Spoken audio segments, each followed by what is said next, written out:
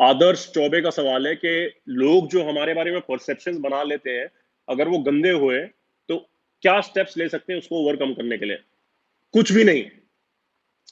अगर तुम्हारा दिमाग ये सोच रहा है कि दूसरे इंसान का दिमाग क्या सोच रहा है, तो तुम्हारा दिमाग क्या सोच रहा है? तुम्हें अपनी तुम्हारी सोच होनी चाहिए जो तुम्हारे अपने यूनिवर्स और अपने लाइफ से रिलेटेड हो और उसके ऊपर एक्सपैंड कर रही हो, नॉट के दूसरे इंसान के दिमाग में क्या चल रहा है और मैं कैसे उससे एक रिएक्शन ले सकूं। ये कमी का माइंडसेट है, ये नीडीनेस है। और नीडी इंसान अगर तुम बने हो तो इस चैनल का सब्सक्राइबर बन के तुम कर क्या रहे हो मुझे समझ में नहीं आ रहा। अपने अंदर से नीडीनेस निकालो। किसी का हेल्प नहीं करती वो, ना उस इंसान का, क्योंकि वो चिढ़ते हैं तुम्हारी नीडीनेस से, और ना तुम्हारा। ठीक है। भावेश श्रृंखला ने बोला है लेजी और सोशल मीडिया एडिक्टेड हो गया हूँ, सिंगर बनना चाहता हूँ, लाइफ पे कंट्रोल कैसे लाऊं, एडवाइस दे दो। सुबह उठ के बिना कुछ किए, सिर्फ पानी पी के और बाथरूम जाने के बाद जो तुम बनना चाहते हो वो करो। जब मैं अपनी लाइफ में पावर लिफ्टिंग में था, जो एक स्पोर्ट है जिसमें तुम वेट उठाते हो और बहुत ज्यादा वेट उठाते हो, मैं जब अपनी लाइफ के उस वाले फेज में था तो मेरे सुबह उठते ही सबसे पहला ख्याल वही आता था और वो मेरी प्रायोरिटी थी लाइफ की, और उसी के आसपास सब कुछ रिवॉल्व करता था। तो सुबह उठ के तुम क्या चॉइसेस कर रहे हो ना in the days most productive time, वो डिफाइन करती है कि तुम्हारा आउटकम लाइफ का क्या होने वाला है। और सोशल मीडिया वगैरह से अगर एडिक्टेड हो तो तुम सुबह का टाइम मोस्ट प्रोबब्ली पूरा का पूरा वेस्ट कर रहे हो, and that is not good. Billionaire कैसे बने जशन चावला? सवाल गलत है। सवाल कभी भी ये नहीं होना चाहिए कि ये कैसे बने। सवाल ये होना चाहिए कि मुझे क्या बनना है। वो डिटरमिन करता है कि तुम्हारी खुशी लाइफ में होगी कि नहीं होगी। क्योंकि तुम अगर बिलियनियर बन गए लेकिन उसके प्रोसेस में तुमने बाकी सब खो दिया, फैमिली का प्यार, 40 साल के हो गए, कोई लड़की ने कभी तुमसे प्यार नहीं किया क्योंकि तुम बिलियनियर बनने में इतना लगे हुए थे, तो it is not worth becoming a billionaire. अगर वो तुम्हारी लाइफ का जॉय रॉब कर ले, तो ये नहीं होना चाहिए सवाल कि बिलियनियर कैसे बने, करोड़पति कैसे बने। नहीं, सवाल ये होना चाहिए मुझे क्या बनना है, and that should determine the choices that you make. What is ego? ये एक अच्छा सवाल है Abhishek Bhagat. What is ego? Ego ना, हमारे दिमाग में हमारे खुद की एक पिक्चर होती है, 3D। ठीक है। वो दिमाग के अंदर शरद कालरा है, और शरद कालरा एक पर्टिकुलर टाइप का इंसान है और उसको ये चीजें पसंद होती हैं, ये चीजें वो करता है। ये सारा कुछ हमारी सोच ने कंस्ट्रक्ट किया होता है, हमारी सोच ने ही बिल्ड किया होता है।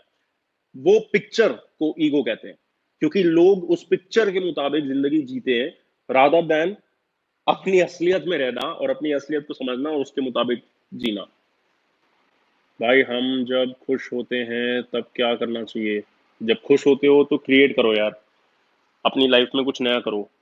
और क्योंकि जब तुम खुश हो, तुम अपने आप को रोकोगे नहीं एक्सप्रेस करने से, और तुम्हें उस टाइम पे एक्सप्रेस करना चाहिए। इसलिए मैंने बोला है कि तुम में से काफी सारे लोग अगर लिखना शुरू करो and you start writing journal, तो काफी सही चीज होगी। बिकॉज जर्नलिंग अपने बारे में लाइफ में रोज जब तुम खुश हो उस टाइम पे तुम लिखो आज का दिन कैसा गया, कौन हो तुम, क्या फील किया, क्या ख्याल आए, उन ख्यालों से क्या आउटकम आई। That is something creative which you can do as a common suggestion. लेकिन जो लोग बाकी तरीके से अपनी क्रिएटिविटी प्रैक्टिस करना चाहते हैं, more than welcome to do it. How to be Sharad Kalra?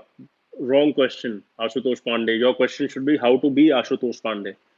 मतलब मैं ही अपने आप को 10x कैसे कर सकता हूँ, अपने आप को 10 टाइम्स और बड़ा कैसे कर सकता हूँ लाइफ में, इन एरियाज में, ऐसी जगहों में, वगैरह वगैरह वगैरह। That is what your question should be. If your question is how to be Sharad Kalra, then it is a wrong question. क्योंकि अगर तुम्हारा सवाल भी ये है ना, how to be Sharad Kalra, या अगर तुम्हारा सवाल है कि मुझे ऐसा बनना है इस इंसान जैसा, तो तुम उस इंसान की सिर्फ अच्छी चीजें देख रहे हो जो चमकती हैं।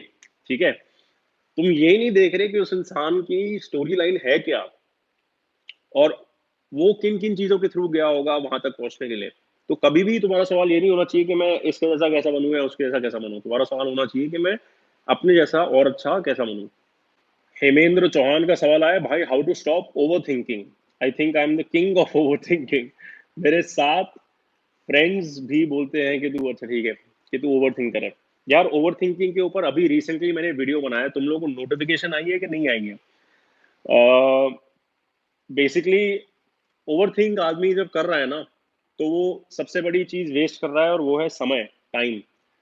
और अगर वो टाइम या समय को वेस्ट कर रहा है तो he will never be able to achieve जो वो अचीव करने की कोशिश कर रहा है, by taking so much time to think about which option to pick. ठीक है? तो अगर तुम ऐसी चीज में खोए हुए हो कि क्या मैं ऑप्शन पिक करूं, उसमें जितना तुम समय खो रहे हो, उसकी जगह तुम कोई भी एक ऑप्शन पिक करो, बिकॉज वो ऑलमोस्ट इक्वली गुड होंगे, तभी तुम ओवर थिंकिंग में फंसे हो। और जौन सा तुम ऑप्शन पिक करो, उसमें फिर तुम होल हार्टेडली अपने आप को इन्वॉल्व करो और एक्सपीरियंस करो उसमें से जो भी एक्सपीरियंस कर सकते हो। That is what you should be doing rather than king of over thinking. भाई कम्युनिकेशन स्किल कैसे सही करें विद एवरीवन, ये भी गुरुकुल की ई बुक के डे 3 गिविंग में बताया हुआ है कि कम्युनिकेशन स्किल्स को कैसे डेवलप करते हैं। Again, you have to give first. पहले तुम स्टेप लो, उसके बाद तुम्हें रिएक्शन मिलेगा। तुम्हें लगता है बिना स्टेप लिए ही तुम्हारी कम्युनिकेशन अच्छी रहेगी और तुम्हारा एक कंटिन्यूस डायलॉग रहेगा किसी के साथ, वो नहीं होता। तुम्हें शुरू करने की जरूरत है, और शुरू करने के बाद उसको कंटिन्यू करने की भी जरूरत है। ठीक है? What makes you a free man? Free man website पे जाओ और अबाउट पेज पढ़ो, वहां पे डिस्क्रिप्शन दी हुई है आइडियोलॉजी के बारे में।